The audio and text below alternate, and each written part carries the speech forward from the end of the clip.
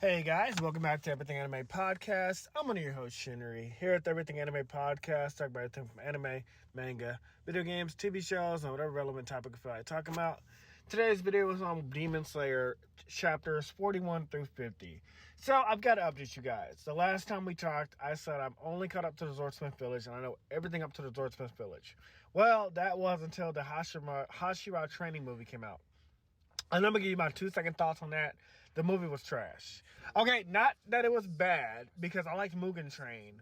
But the first half of the movie was like a 30-minute recap. And then the last half was like 2 episodes I could have just put on Crunchyroll. Yes, I've been told and aware that, that is how it is in the anime or the manga. But when you're advertising a movie, you don't want to do a whole recap of something we're already supposed to know and then start the actual movie. Like, at one point, there's even, like, a cut scene where, like, the title credit comes on, and I'm like, okay, here's where it goes. And the first 5 minutes of that was incredible. It was awesome seeing the Snake Hashira and the Wind Hashira work together, somebody we don't really see. But I can already see, like, a problem with short anime. So one of the problems I had is the master of the Hashira, he died in that movie, or he dies in that small arc. And I'm like, we haven't really seen the guy do anything. We didn't know what the illness was so far. So him dying, I felt no connection to that. Just like in Mugen Train, I felt no connection to Rengoku dying, because I was like, I haven't seen enough of him. I haven't grown to attach to him. We were attached to Ace for a long time. We were attached to, I'm trying to get other major characters like Goku for a long time before Goku died. We were attached to, Ichigo for a long time before he died in his pseudo-death. So, I mean, like, when a character dies, it's supposed to be impactful, especially when, like, there's somebody important as the master. Like, we even get one point, like, how strong he is, like, a little indication of it, because all the Hashiras get afraid of him for a moment. But I'm just not attached to that character yet. Maybe to the manga it'll be different. But anyways, that's just the opening of this part of the video. So, from when we last left off, the sister demon was running for her life. And I was like, get out, sis, get out. Leave your fake brother behind, because, girl, he gonna kill your ass if you go back there. And we also learned through her internal monologue that, like, they were only sticking together because they were afraid of the demon slayers. And, of course, the baby demon was the real one with power. And he split his abilities with them because they were incredibly weak. Which is crazy to me. Because, like, that means, like, I don't know if, like, all their powers came from him, or, abilities, but, like, obviously their power came from him, but, like, their abilities, I'm like, damn, that little kid must be crazy strong. But I did kind of figure, like, they were a fake family. I did kind of already think that. We also learned, which I didn't know, that these demons had looked completely different before meeting the baby demon. But he forced them to change their faces to more like him, like as if they were a real family. So that kind of plays into, like, the fact that, like, I thought this kid might have lost his family. And that's why, he's doing, up to this point when I was thinking, that's why he's, like, doing this, like, even though they don't care about each other, like, he's, like, torturing the mama. And he's like, I'll get daddy on you, because, like, all that, and, like, oh, well, the siblings didn't care, like, they were, like, detached, even though they were demons. Like, they could have been a family in real life, but, like, they were detached because they really had no connection. But what's even more shocking, speaking of Mama Demon, she was a child, okay? I mean, brace yourself. She was a child demon who he would punish for not being able to transform into a mother-like figure. Can you say Jewelry Bonnie from One Piece? Sorry, spoiler warning, meant to say that too. But yes, she was a damn child, forced to look like an adult. That was a little child. That's crazy. I did not expect that. But we do learn from old girl, when she was ready to run, that she was the sister. I'm sorry, I said old girl. She was ready to run because she knew if that baby demon hunted her down, he would kill her. She wasn't worried about the fake family. She was, like, out for numero uno, which I don't blame her. Like, they all demons. Of course, they don't care about nobody else but themselves. But that sister demon, she was ready for her life. She said, fuck this, I'm leaving. I do like her ability, though. She traps her victims inside of a balls of spider silk, and once you're inside, you're dissolved away by, like, a fluid that burns your body slowly. I thought that was kind of cool, like, a little twist on it. But she should have kept running, because next thing you know, Shinobu was on her in 2 seconds. And we can see that Shinobu is on a whole nother level. She's moving gracefully, dodging the sister's attack without even, like, bothering. And the sister even notes, like, she's way more powerful than her fake brother. Like, her fake brother, Baby Demon, she's like, oh yeah, this bitch is on a whole different level than him. So she starts pleading for her life. She's like, Shinobu, she don't say her name, but she's like, Shinobu, please, don't kill me. Don't kill me. I want to change, girl. I want to change. I done seen the light. I done found God. And Shinobu offers her a chance to live. But first she asks, how many people have you killed? And the sister demon immediately lies and says 5. But Shinobu says this line that, like, President Snow said to Katniss. Kept. President Snow. What an honor. My dear, I think we can make this so much simpler if we agree not to lie to each other. What do you think? Yes, I think that would save time. Sit down, please. And we also see a sadistic side of Shinobu as she says she likes that she's like, yes, I'll be happy to help you by resolving you of your sins. But first, I'm going to gouge out your eyes, cut open your stomach, and pull out all your guts. And until you don't feel pain anymore, we're going to keep doing that over and over again. And then once you no longer feel pain from that, you'll be reborn and we can be friends. All saying that with a calm smile on her face. Like, the girl is definitely a given psychopath until what you learn later. But at that time, I was like, oh, she given psychopath. Now, Sister Demon ain't having that shit. She done been tortured by the baby demon brother. She like, I'm done with this shit. She's like, what the fuck is wrong with you? Hell no. And she tries to attack Shinobu. Unfortunately, though, Shinobu is way too swift for her and cuts her several times before she can even blink. And for a moment, Sister Girl was like, did she even cut me? Like, what's with that tiny ass blade? She didn't even cut off my head. I'm good. And Shinobu's like, oh, not all demon slayers are the same, especially for me. For instance, I use poison. And we learn that even Shinobu's aware of her weakness. She's like, I'm the only Hashira who can't cut off a demon's head. So instead, I resort to poisons and killing my enemies that way, which I thought was very interesting.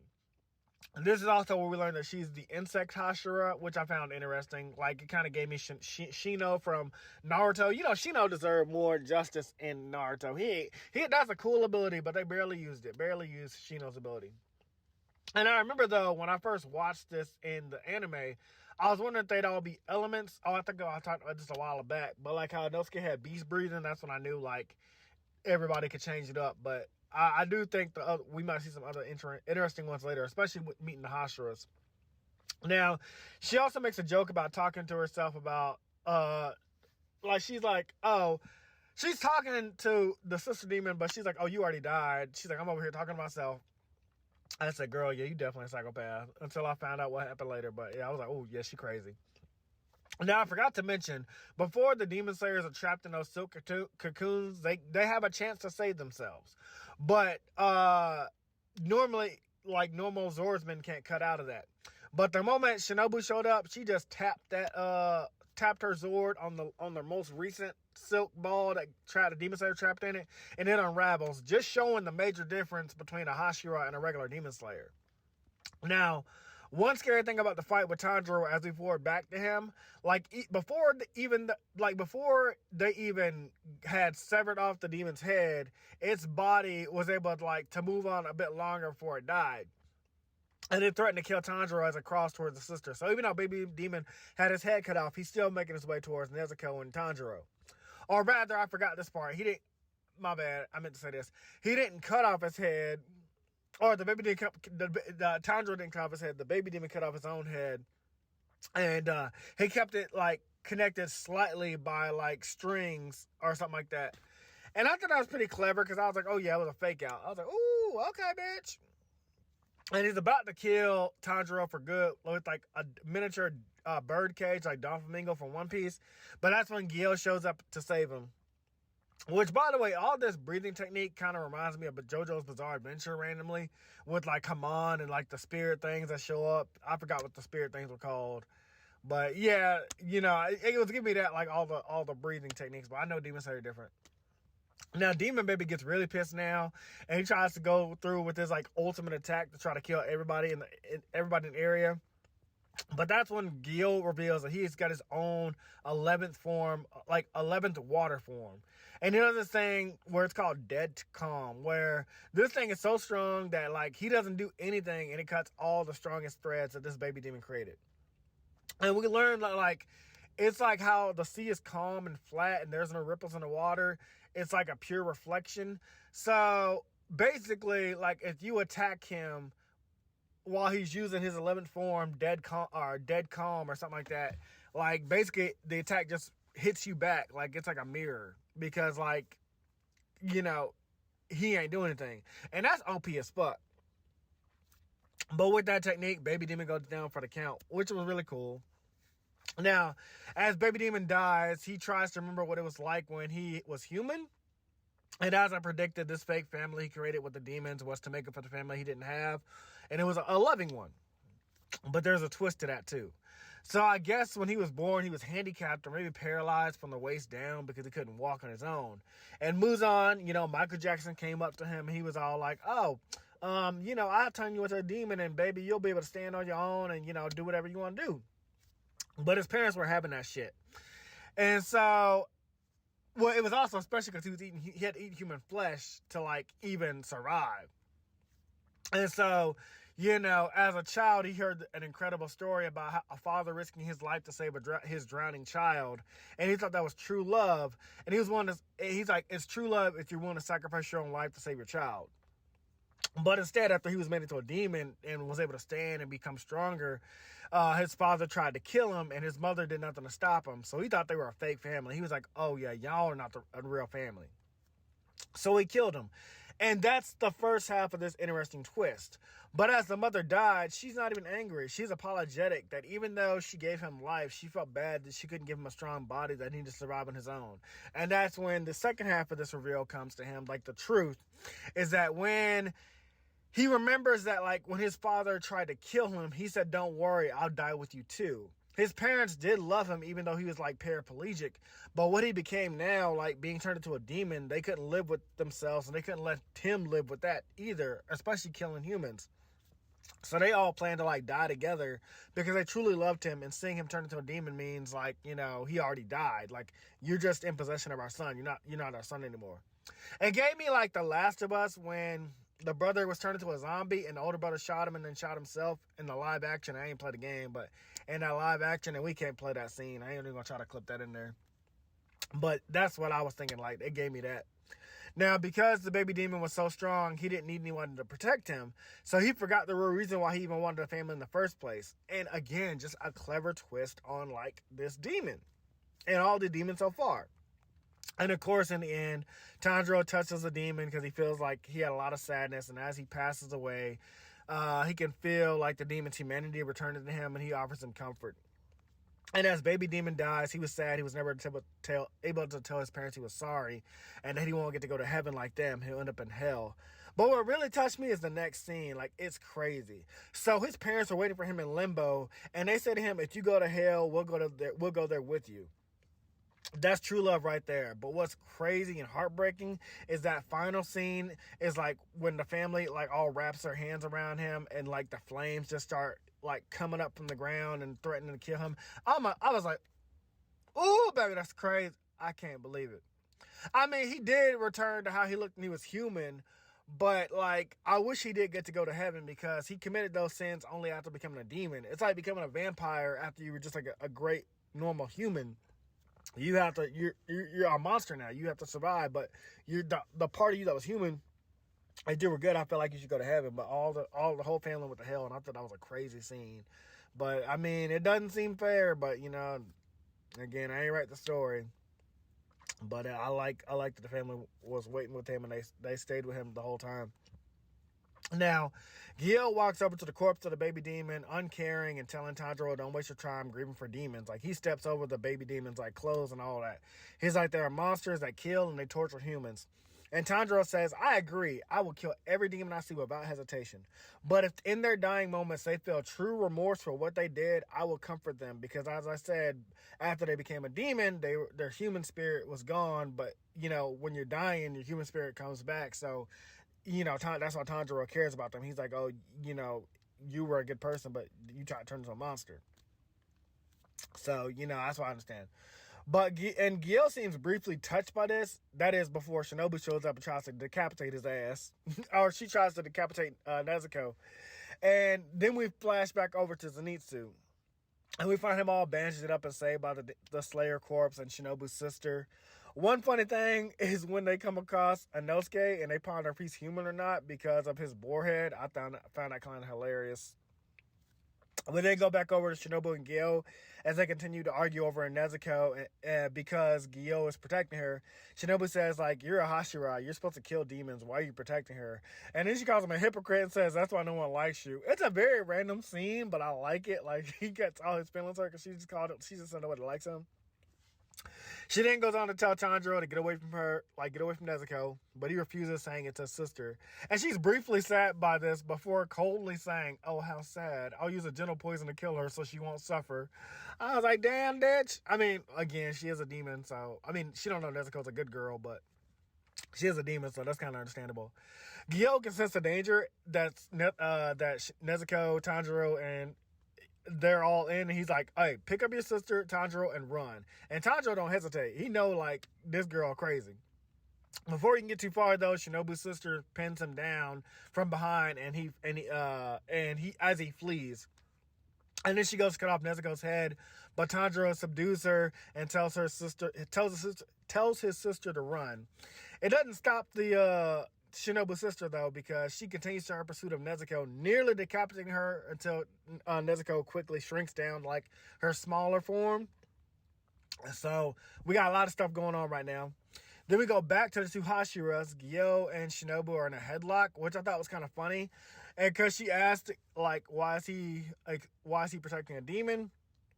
They go into another joke about, like, his backstory. Like, they go into another joke where, like, he's about to explain his backstory about what happened 2 years ago. And she's like, oh, my God, are you trying to put me to sleep? I don't got time for this. And she's like, is this because I said we all hate you? While she's saying this, though, she has, like, a trick blade in her shoe, and she's trying to, like, stab him in the face at the same time, like, as a distraction. But just before she can stab him with her blade, a messenger crow shows up and tell them that they have to bring back, like, both Nezuko and Tanjiro for questioning. Like, they're like, hey, the masters requested Tanjiro and Nezuko be taken to the Butterfly Mansion. So they're like, hey, stop the shit. We also learned that the Demon Slayer Corps has their own cleaning crew, which is called the Kayuishi, I think. And they are like normal Demon Slayers that don't have any Zord skills, but they show up after fights and demons to hide the evidence from normal humans. Which kind of makes sense, because, like, I was always like, you know, like in John Wick, when John Wick made all them bodies in John Wick 4, I was like, who cleans up all these dead bodies? Because, like, I'm like, there's a lot of dead people on the ground by the end of John Wick 4. Sorry, a little off tangent. Anyways, I'm sorry, kind of hot right now. When Tanjiro wakes up after passing out, there's a pre-scene of the legendary Hashira. This moment feels like meeting what Squad Zero should have been in Bleach. Like, you know how epic meeting all the 11 worst generation for the first time was in Sea-Body Archipelago. They all feel unique and intimidating, unlike Squad Zero. I mean, Squad Zero changed now, especially in the 1,000 Year Door anime, but, like, when they first showed up in Bleach the manga, it was like, oh, what the hell? Y'all look way different than anything else drawn in Bleach. Now, the Hashira have all gathered together outside of the mansion to, like, put Tanjiro on trial, and we now are at the Demon Slayer headquarters. So there are 9. I thought there was like 7. I don't know why I thought there were 7. I must have been mixing up my 7 master story. But anyways, there's the Flame Hashira Rengoku, which I know dies fairly quickly in the next arc or so. So I'm not really very attached to him, but I know he's a fire user and people love fire users, so I ain't gonna shit on him. There's a Sound Hashira Tengen. That's my dude with the 3 wives, who I want to cosplay, but with like 3 husbands. I love like the sound, everything, all that. I love it. Next is the Love Hashira Mitsuri, who I just met in the Zora Smith Village arc. She's kind of funny. I like her, but I ain't get much from her in that arc. Like, I barely got anything from her, but she's kind of funny. I give her that. There's a Stone Hashira Gayome, who I know pretty much next to nothing about, but he's always funny looking because there's like constant tears flooding down his eyes. He kind of reminds me of like a character I made in one of my books, but I ain't gonna spoil that. But if you know, you know. There is the Miss Hashira Muchiro, who's now in my current selection of favorite characters in this show because of his ability and how cool he is. We're familiar with Gayo, the Water Hashira. We just met Shinobu, the insect Hashira. And then there's this serpent Hashira, which I called Orochimaru. I mean, Iguro. Know nothing about him, but saw him in the movie. He was kind of cool. I like him. The Wind Hashira Sayanami, I think that's his name, who has the craziest design of them all and some kind of weird-ass attitude. Like, he ready to fight anybody that come to fight him or come in his way. I fuck with him, too, though. I like his design and powers. All the Hashira go back and forth saying whatever random thing is on their mind. The Stone Hashira is like a priest ready to exorcise Nezuko and Tanjiro. The Flame, Serpent, Sound are all in agreement to just kill him. The Mist Hashira is in his own world. The Love Hashira is gushing about everyone, which is hilarious. The Poison Hashira is impassive. The Water Hashira is kind of silent. But the Wind Hashira immediately goes to stab Nezuko. Though I was confused a little bit about the Hashira, like, if they're swapped out, because I know, like, there was a Thunder Hashira who is, what's his name? Zenitsu's grandfather. So because there was no, like, Thunder Hashira in the current team, I'm like, okay, maybe the Hashiras just change out. Oh, no, maybe there's only, like, a certain amount of Hashiras at one time. Though, of course, this pisses Tanjiro off and he rushes at the wind dude and headbutts him. And I'm still wondering if it's ever going to explain, like, this whole hard head thing. I don't know. Maybe that's how he's going to take down Muzan, like, slamming him in the head or something. I don't know. Anyways, I feel like the Wind and Tanjiro are going to have a rivalry going just because they both seem like teenagers and about the same age and, like, just how they butt heads the moment they meet. And before the chapter ends, we get a tease of the Master of the Mansion, which, again, because I know he dies in the Hashira Training arc, and we don't get no other thing from him so far that I've seen, I'm like, it don't seem like he that strong, right? He seems more interesting here in this, like, panel than he does throughout the rest of the series. But I don't know, the manga could be different. So when we finally see the Master in full form, we can see that, like, he's a blind man afflicted by some kind of poison. Now, because y'all know I'm caught up in the Swordsmith Village arc and the Hashira Training movie, I felt like there was a demon in the Swordsmith Village that looked just like the Master's illness. And I thought when they killed that demon, like, the poison on the Master's face would disappear and he would, like, get his vision back. But I guess they weren't connected. But it seemed like it would have been. Like, that's what I would have done. Anyways, while Tanjiro is distracted, he's struck from behind by the Wind Hashira, who pins him down, and we get a panel of all of them bowing to the Master. And I thought it was kind of funny because Tanjiro didn't expect it. And we also get a cute and funny gag of Sanemi wishing the Master well, and the Love Hashira being jealous that she didn't think of saying it first. I thought that was kind of funny, especially knowing her personality now. And we find out that Tanjiro and Nezuko have passed the trial by the Master's blessing. And various Hashira all have their opinion on the matters, but the funniest ones are the Mist and Love Hashira's reaction. Now, the reason why it's approved is because a former Hashira vouched for him, but not only because he believes solely in Nezuko and Tanjiro's bond that he'd be one, so much so that he's willing to put his life on the line, that Tanjiro and Nezuko's bond is proof that, like, you know, maybe demons can be like, maybe demons can have humanity. And the Hashira are temporarily stunned by this, but the Wind Hashira and the Fire Hashira Rengoku remain at a stance, and they say it doesn't matter. The Master, though, agrees that, like, yeah, y'all are right. She is a demon, but she also hasn't done anything normal she hasn't done anything that normal demons would do. Therefore, he holds firm on his decision. He's like, look, I said she good, she good. He also goes on to say that if any of you still disagree, you're more than welcome to die, which leaves them stunned, and I thought was kind of hilarious. But what really turns to Hashira is that Tanjiro actually met Muzan, and Muzan is interested in himself and Nezuko. Now, the Wind Hashira again challenges this idea, and to prove that Nezuko's a demon, he slits open his arm and allows blood to flow through, tempting her to feed. Of course, I knew that this was daytime, so Nezuko wouldn't come out because she ain't gonna get burned by the sun. But I also knew it wouldn't work because I was way far ahead than this part. So he moves inside to test his theory. Now, Tanjiro tries to help his sister, but he's pinned down by the Serpent Hashira. And Nezuko is then forced out when the Wind Hashira pierces her box with his Ichiran Zord. What that thing calls? Nichiren Zords. Whatever. He pierces her with her sword, and when she finally does emerge, she's pissed off. She's like, bitch, no, you did not just cut me. And he's like, hell yeah, I did. Now, Nezuko at first even seems tempted by the blood, but her brother continues to call out to her, and that's when Gil steps in to aid him. Nezuko then has this internal monologue thinking about what the old man had taught her for 2 years and turns her head away. And surprisingly to all of them in the Hashira, they're like, oh, wow, she really doesn't go after blood. She really doesn't attack humans. Because you got to remember, the old man had told her, like, you know, all humans are your friends and all demons are your enemies. And with that, the master's like, okay, proof's in the pudding. Nezuko and Tanjiro are now fully in the Demon Slayer corpse. But he warns the others, like don't take it lightly.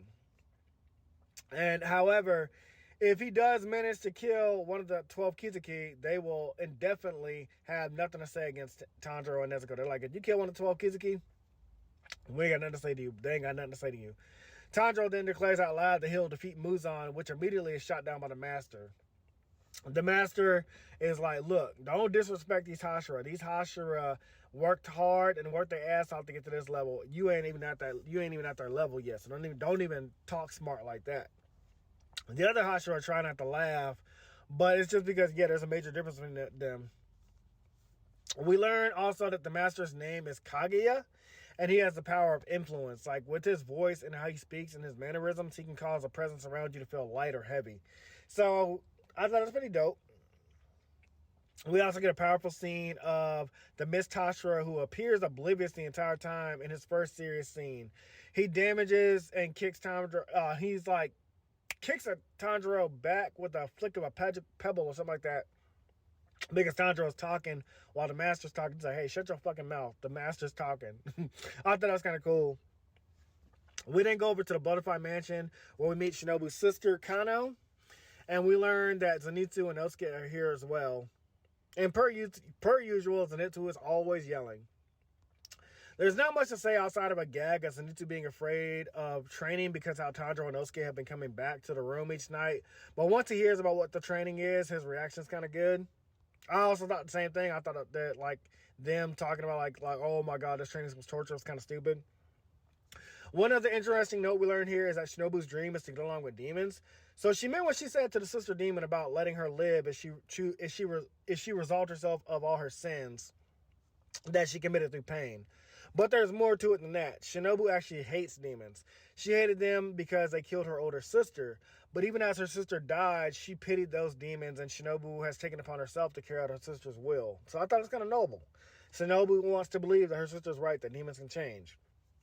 However, despite how hard it is to believe that something like that could happen, seeing Nezuko is actually a good demon and her bond with Tanjiro, she's like, okay, maybe it's more possible than ever. Show me that this is something that can actually happen. However, all this training does is result in him getting stronger as he learns total concentration breathing, and I didn't really find anything else interesting, so we're going to end the review here. That's about 10 chapters so far. I am working on getting another Dark Stone video out. Working on talking about solo leveling.